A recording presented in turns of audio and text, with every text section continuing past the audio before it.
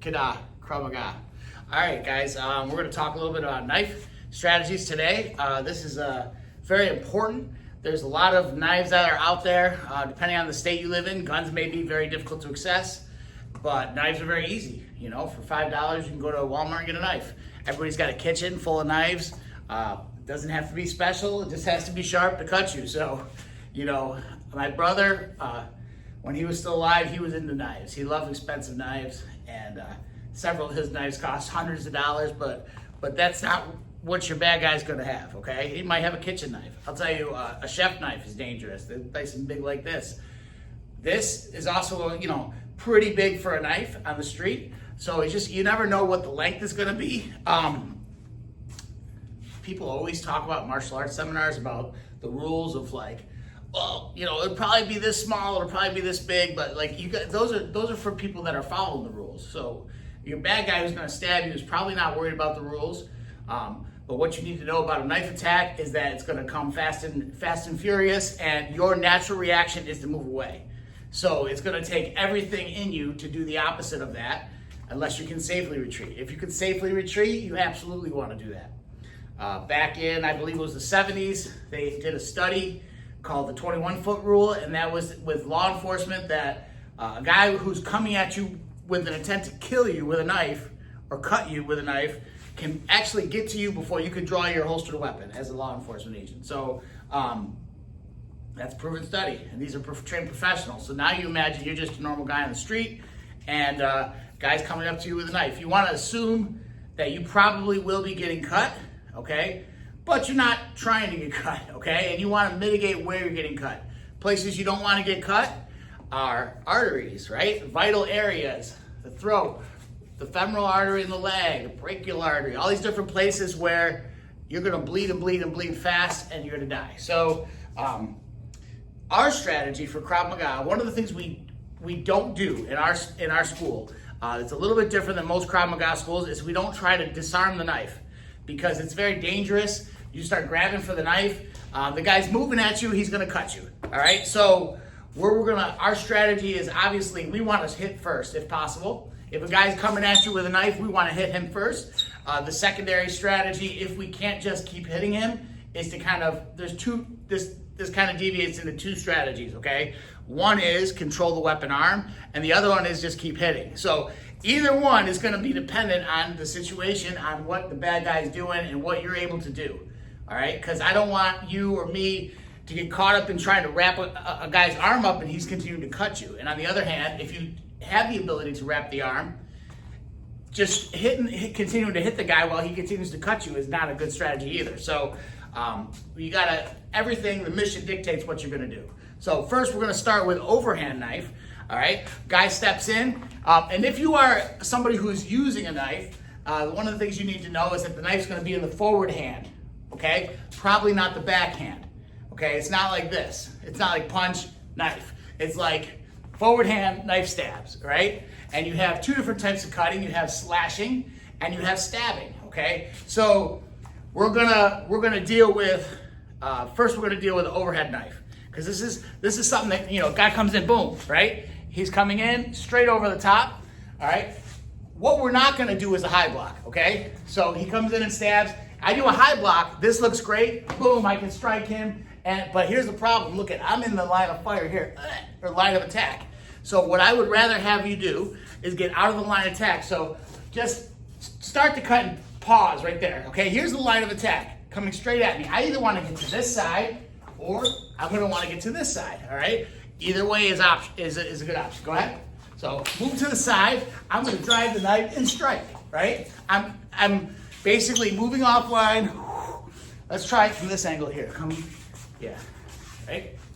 Here, I'm off to the side, hitting, right? If I can control, if I can get a hold of this arm, control it, yes. Let's say he tries to go for a secondary, you know, I'm gonna try to get my hands and get the arms with both of my arms if possible, okay? If not, I'm just gonna continue to hit. One more time. I'm moving inside. There's the strike, there's the hit. I can move to the back in this position and get head control. All right, so that's overhead knife. So underhand knife, this is a very common one, all right? The guy comes underneath, right? A lot of times you see this in a prison environment. You know, we've all seen it on TV, but basically what the guy could be doing is grabbing you with one hand and continuing to stab with the other. So, let me show you. So he can get your head, come here, and this other hand is coming here. Or if I go this way so you can see a little bit better. Boom, boom, boom. It's gonna be very problematic. So what we're gonna use here is the 360 block, all right? Hand is gonna come down at 90 degrees, all right? And also, my body's gonna lean back here. It's not enough to do this. The knife's still gonna stab you. You gotta get your body out of the way. So he comes in, right? Boom, I'm here, and then I can hit to the face. I can also hit that here. Here, come forward a little bit, go ahead. Here, right? Boom, boom, boom. All right, let's go this side, same thing. Go ahead. And now see what happens naturally from the 360 block. I can pull this arm and now I have control. I'm not gonna go and try to disarm the knife at this point. I'm just gonna continue to strike and he will eventually drop this knife, okay? So that's very important. 360 block, transitioning into a control wrap of the arm. The next one we're gonna talk about is slashing attacks, okay? Guy comes from a committed angle, right? He steps in, high, medium, low, okay? Come across the body like this, high, medium, low, right? How are you gonna know in a situation what's happening, which angle to go? See, if we have 6 different options, I just showed you 6 different directions, you're gonna be in a lot of trouble because your brain is gonna slow down to figure out which angle, is this high or medium? Or is this low or high? You know what I'm saying? And you're not gonna be able to make a decision in time. So we pretty much need to have a simple strategy that's gonna work for all of them. Plus, you're not gonna be able to have, time is not your friend here, okay? If you move late, he's gonna be stabbing you. So there's a couple different ways we can do this. With a committed angle, we can use our 360 block, right? So remember 360 block is here, here, here, here, right? Those 4 angles. So mostly these 2 angles are the ones that are gonna be used in the high, medium, or low, all right? And whichever side the knife is gonna come on, that's gonna be the angle that we're gonna use to block. So he comes, right, boom, right? Now other thing here, come closer a little bit. When he comes, I want to intercept him back here, not here, okay? If I try to intercept here, he's gonna overpower me and gonna cut me with the knife, okay? Low, same thing, right? Boom, right, from here. And I also can hit the groin because that's accessible to me. Your target areas are gonna be soft target areas. You don't wanna be messing with punching the guy in the chest, hitting the guy in the legs, all that stuff. A lot of the target areas you see in MMA that is good for wearing a guy down over a period of time, you don't have the time, okay?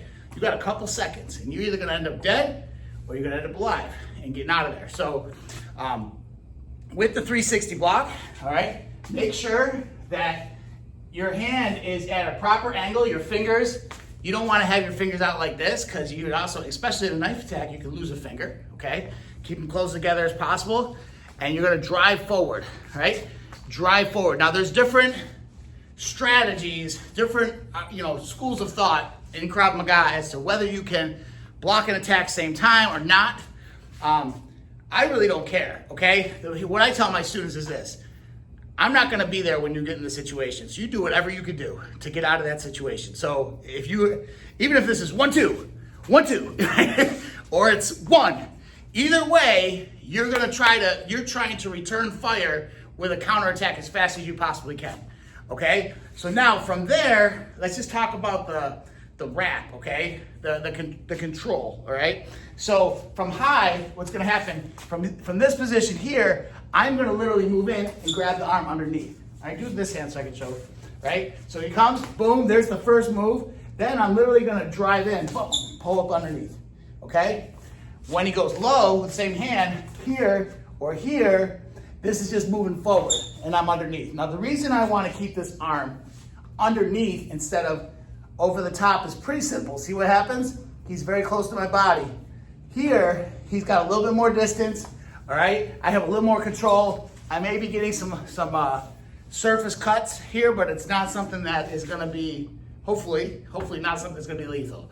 So, next, we're gonna deal with another strategy of the knife, okay? This is so what we just talked about is called committed angle, okay, of attack. That means you as the defender are able to identify that the knife is coming from one side of the body, all right? You're able to identify the angle, okay?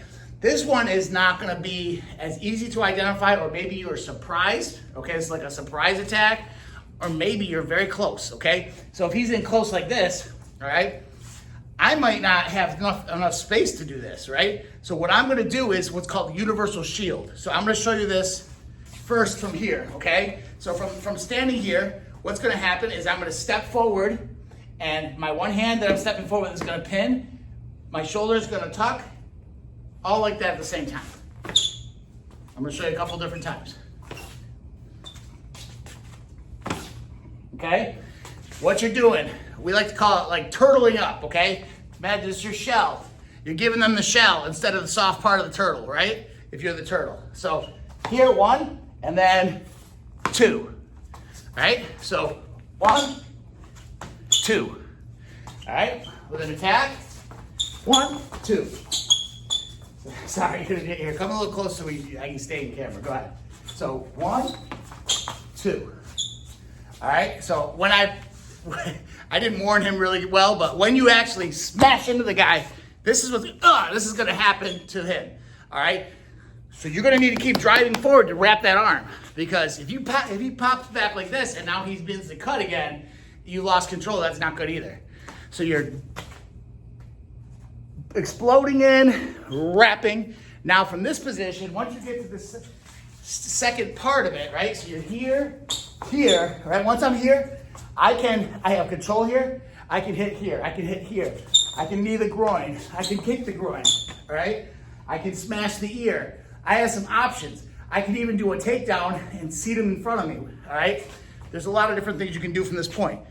When am I gonna go here versus when am I gonna go here? It's kind of the difference between being able to read the angle versus a surprise. They're both options, okay? So let's talk about another thing. Cross body attack, okay? If a guy is coming across, see what's gonna happen is his arm is this way. So you're not gonna have the inside, you're not gonna end up here on the live side, you're gonna be here on the dead side. This works, boom. All right, so this universal shield works here. Also, this also works. Here, the 360 block works, and the wrap. They both work the same way, okay? And then boom, strike, strike, strike, get them out of there, right? Speed is your friend. Aggression is your friend. You don't have time to go, there's no dancing going on like you see in the movies. You are gonna go from passive to aggressive. Explosion, right? If I am this close, I probably don't have time to get away. If I try to get away here, boom, he's cutting me with a knife, all right? Also, sometimes you're in a situation, let's say you're in the subway, let's say you're in a bus, you're in a train, you're in an airplane, getting away is not gonna be an option. You might be able to get away real quick for one of the strikes, but then you need to be ready to explode into action in the next one. The other factor you have to consider is other people, okay? I don't know about you, but I rarely am traveling by myself. I have a family, I have children, I have a spouse, I have friends. So you may be the only trained person in the environment of being under attack. I remember the big game changer for me was when 9/11 happened. Prior to 9/11, everybody did martial arts and was like, yeah, martial arts is cool. Who's the best fighter in the sparring ring? That was what martial arts was kind of thought of, by, at least by me, right? After 9/11, it was like, holy crap, I could be attacked anywhere. And I remember that was a big shift for me. And that's where I got interested for the first time in the Israeli arts. I was like, these guys have been fighting terrorism for a long time. What are we gonna do? What should I do? You gotta remember, Israel's a small nation and is surrounded by its enemies. So Israel, geographically, it's like a multiple attacker situation just by the geography of the country, all right? So you're gonna have to compensate for your smallness, the fact that you're surprised, the fact that you don't have a weapon. So in these situations, you don't have a weapon. Now, most of the guys that I've trained with, they're all weapons guys, okay? Knife or gun. They're gonna walk around with a knife or gun all the time. It's a lot easier to defend yourself against a guy with a knife when you pull your own knife, all right? Or you pull your gun. Like I say, don't bring a knife to a gunfight. You bring your gun. If you have the ability to draw and keep this guy at a distance, that's much better than diving in there with your soft human turtle shell, right? Or diving in there with your 360 block. What else? Straight stab, right? So there's let me see real quick. Two different types of ways a knife's gonna come at you. A slash, like we were just doing slashes, right? Or a stab, right? High, medium, low. And we've already talked about a little bit about the guy grabbing the back of your head and driving with a stab that way. These are all very problematic things. Hopefully you don't let a guy get to that position, okay? If a guy's got the back of your neck and he's driving this in, you have had your guard very low. You have not been paying attention, right? You have not had situational awareness. You want to make sure that when you're walking around, especially like I said, you're walking around with your family, you're walking around with your friends, you're the only one training Krav Maga, so guess what that makes you? The team leader in self-defense. So you gotta just keep your eyes out. You see problematic situations, and I do it all the time. You see a problematic situation, you may cross the other side of the street just to avoid a bunch of young thugs that look like they're up to no good, right? Don't underestimate anybody. I've had several people and myself have been attacked by teenagers. And you're like, oh, you're a big martial arts black belt. Who cares about teenagers? But you know what? If there's 7 or 10 of them, they become very problematic. If one of them has a knife, they're lethal, all right? It doesn't matter how strong they are. It doesn't matter how old they are. We're gonna talk about straight stab, and the knife comes in straight, okay? He's crossing the threshold. Again, what we're not doing is going to grab the knife hand. So when he stabs, I'm gonna get out of the way. Here, right? This is called vertical sweep. Do the other side, I wanna just show that I am off the line of attack. This knife is now not gonna penetrate my body because I'm off the line, right? When I do this from here, boom. See how my body is shifted out here and the block has pushed his knife arm so if the stab continues to penetrate through, it's hitting nothing, okay? So this is all happening in real time. So here's what it's gonna look like, right? He comes here, I'm wrapping immediately. I'm gonna attack, I'm gonna attack. All right? Again, the knife, he will hopefully drop the knife at that point. You're gonna hit him hard, okay? I've actually been in Krav Maga instructor trainings or training by instructors where they were like, yeah, you don't gotta hit them, you just gotta control them. But when you're dealing with bad guys, I really believe that causing physical pain is very important. First of all, somebody's causing physical pain to you. Watch how little your ability to think becomes. Somebody hits you in the head. Watch how you can't think about most of your Krav Maga because somebody smashed you in the face, okay? It's not like a class where stress level is relatively low until the end of class and we do a stress drill. You know what I'm saying? This is like real world. But if you're hitting the guy, you are going to keep yourself out of what we call in CT 707, my instructor Nir calls the -5, okay? The -5 is a state of being in the worst position possible, okay? It means that everything that can go wrong has gone wrong, okay? Means you weren't paying attention. There's 5 guys on 1. These guys got weapons. There's no help in sight. There's no law enforcement anywhere around.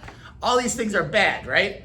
You think about this. If you were gonna get arrested by a SWAT team, they don't knock on your door in the middle of the day and give you time to prepare. They don't call you and say, hey, we're gonna pick you up because we're gonna incarcerate you in a few hours. So just, if you gotta pack your toothbrush or whatever you need. That's not how it goes. They wait till you're dead asleep.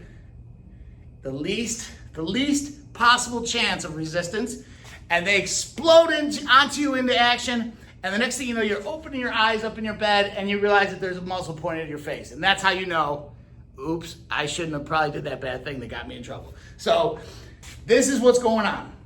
That's called, you in that situation would be in the -5. So here's -5, +5 being the best possible situation you could be. And in fact, this can relate to, we have like some ground stuff too, that like for guys in Krav that don't do Brazilian Jiu-Jitsu, I know a lot of my fellow colleagues are Brazilian Jiu-Jitsu guys, but if you're not, we're gonna make some videos coming up soon where I'll show you different positions And if you don't know, if you're not familiar with the names of the positions, you'll at least be able to identify this is a bad position versus a good position. And this is a position where you're gonna be in more danger versus less danger. And those numbers are like -4, 3, 2, 1, positive 1, 2, 3, 4. So I believe that that correlates with the whole -5, +5, but realistically, the only thing you need to realize is that -5 means you are in big trouble, okay? So this comes in, right? Here, smash, smash, smash, and hopefully this knife goes away, okay? Now, boom, boom, boom, I push and get away, all right? I'm not gonna stay there unless I'm a police officer. I don't have to hold on to him and wait till the police show up, okay? I can get away. If I have family, I'm getting them to safety, okay? So that's what you gotta remember. Vertical sweep, right? Getting off the line of attack, moving in, wrapping, striking, getting out of dodge. So that is basic knife. Oh, let's just do a little bit of knife threats. We'll do 2 more knife threats. I mean, we're not gonna go into all of them, but just a couple more. So one is knife to the throat, okay? When a guy's got you, knife to the throat, he may be like this. He may also be like this. He also may have his other hand engaged. So if he's got his other hand, this is even more problematic, right? Because it's like, well, what do you do? Do you deal with this hand, like the choke defense? Do you deal with, what do you do? So I will tell you that this hand is not as important as the weapon hand. Here, swing this way real quick.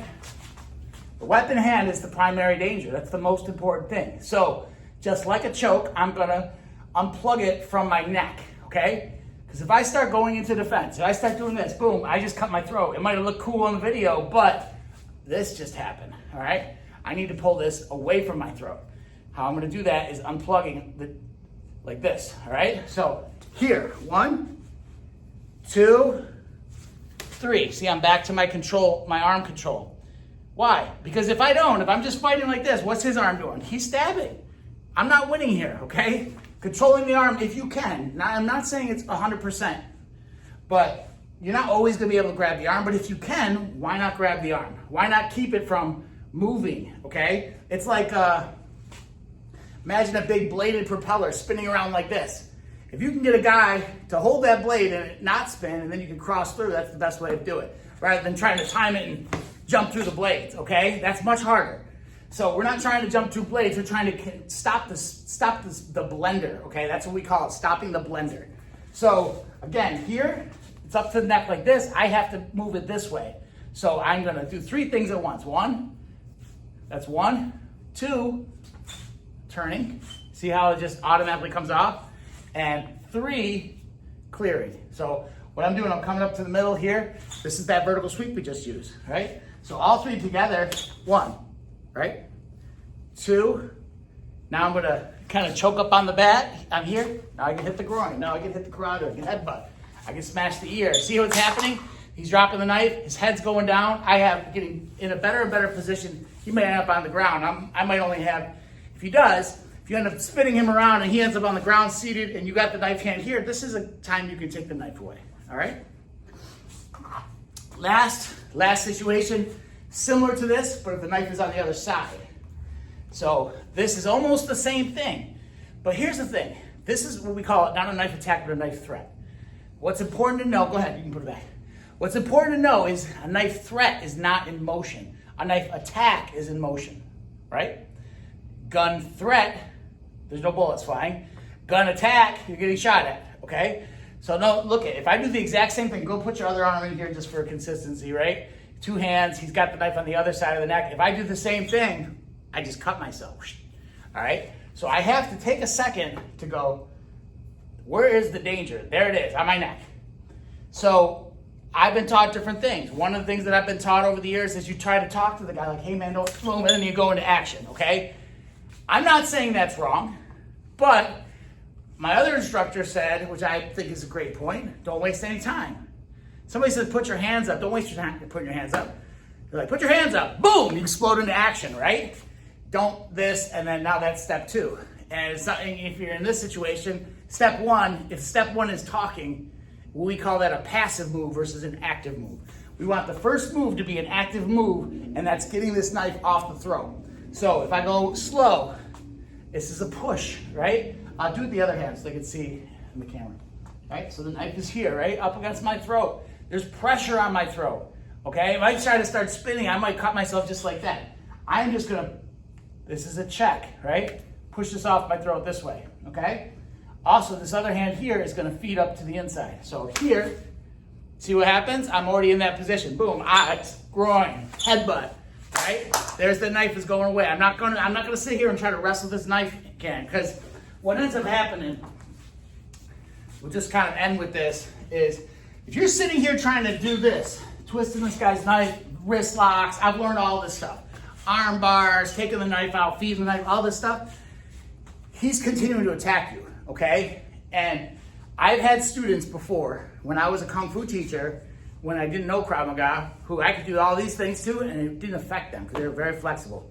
I have other students that were not flexible at all, and they're like, you know, and they immediately drop the knife. So you don't want to find out that your cavalier or wrist lock or whatever it is not going to work under high stress, okay? What works in the dojo doesn't always work under real stress, okay?